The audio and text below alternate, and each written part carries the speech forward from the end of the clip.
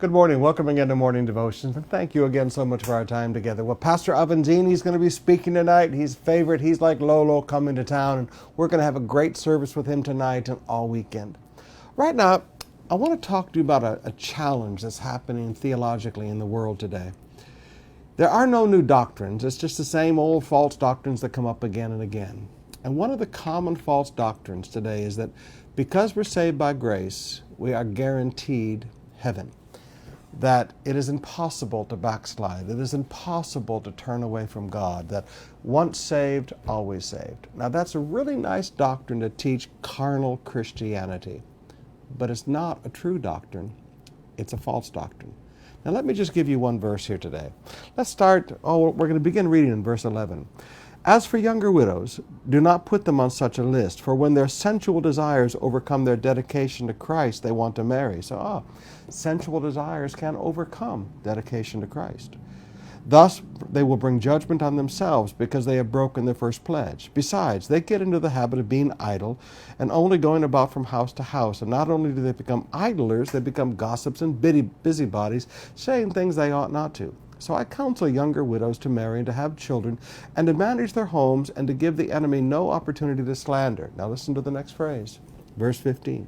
Some have in fact already turned away to follow Satan. Some have in fact, already turned away to follow Satan. Now these are Christian women who turn away from the faith to follow Satan. Now, admittedly, the logic of that eludes me. The logic of why 1/3 of the angels would turn away from the living God and follow Satan eludes me.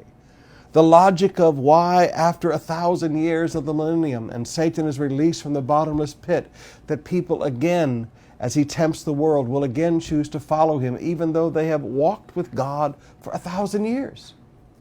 The logic of it eludes me, but the fact of it is there. Some have, in fact, already turned away to follow Satan. There were people in Paul's day, under Timothy's care as a pastor, that turned away from Christ to follow Satan.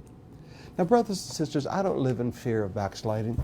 When I was a young boy, I can remember people getting born again every Sunday night. And I asked my grandfather, I said, Grandpa, why do people always get born again? Again. I said, they always say they're backsliding. He said, Davy, you don't ever need to fear backsliding as long as you're growing in God. If you're moving forward in God, you will never turn away and follow Satan. Keep your eyes on Jesus. Don't be afraid of this truth, but understand, once saved, always saved is not a truth.